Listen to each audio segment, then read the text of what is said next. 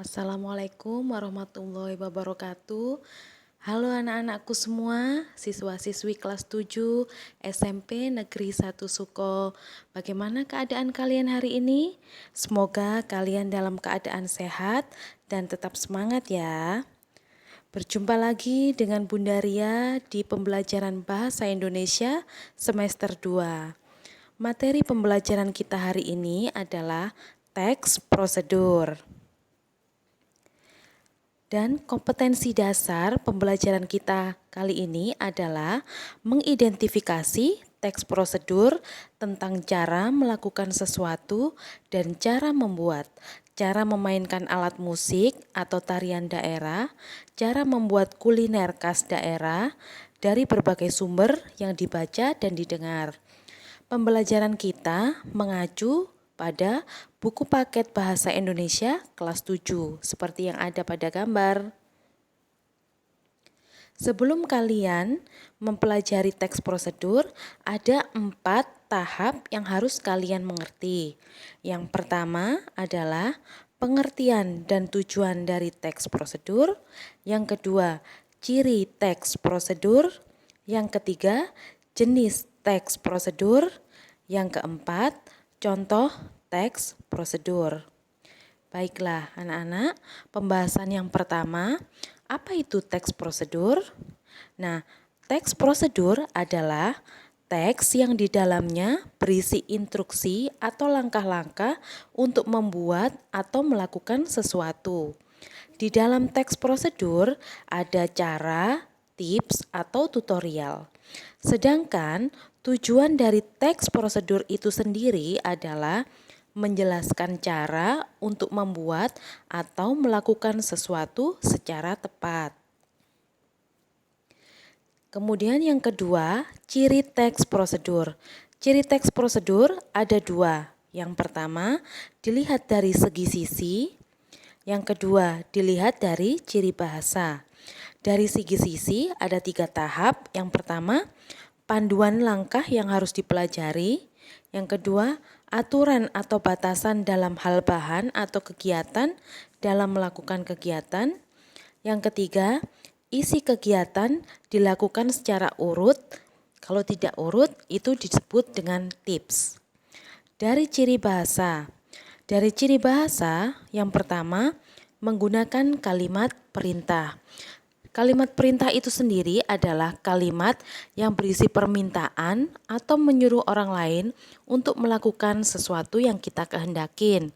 Misalnya, contoh dari kalimatnya adalah, tolong buang sampah itu.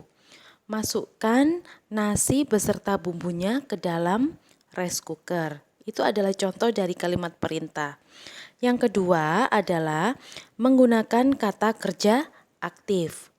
Kata kerja aktif itu sendiri adalah kata kerja di mana subjeknya berposisi sebagai pelaku. Biasanya kata kerja aktif memiliki imbuhan me atau ber. Contoh dari kata kerja aktif adalah meminta, memasak, berlari, berjalan, dan lain-lain. Yang ketiga, menggunakan kata penghubung atau konjungsi untuk mengurutkan kegiatan. Yang keempat, menggunakan kata keterangan untuk menyatakan rinci waktu, tempat, dan cara yang akurat.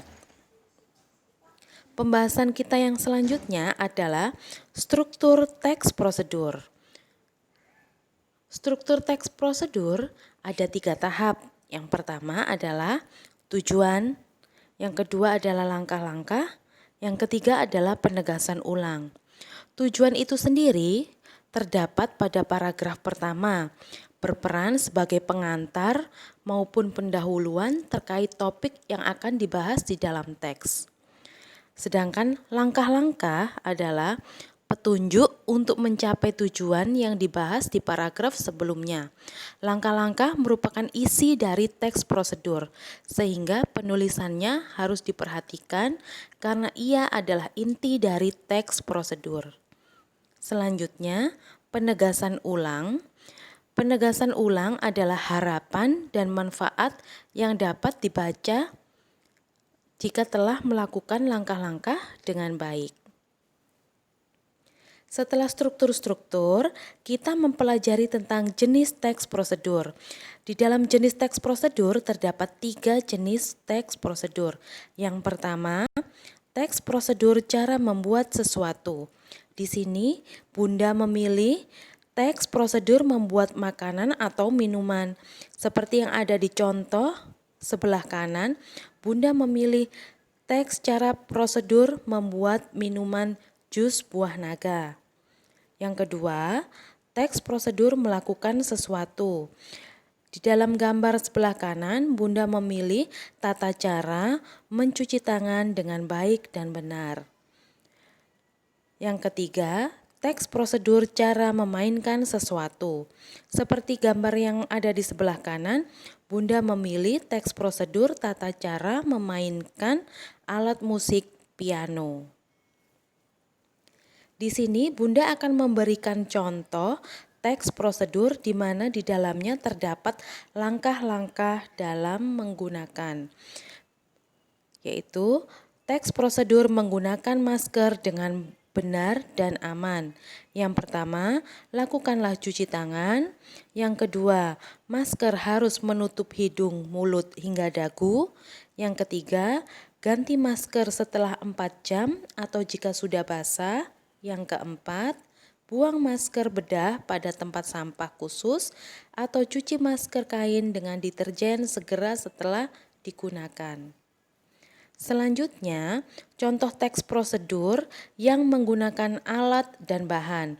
Di sini Bunda memilih teks prosedur memasak nasi goreng karena di dalamnya terdapat bahan-bahan dan juga cara memasak.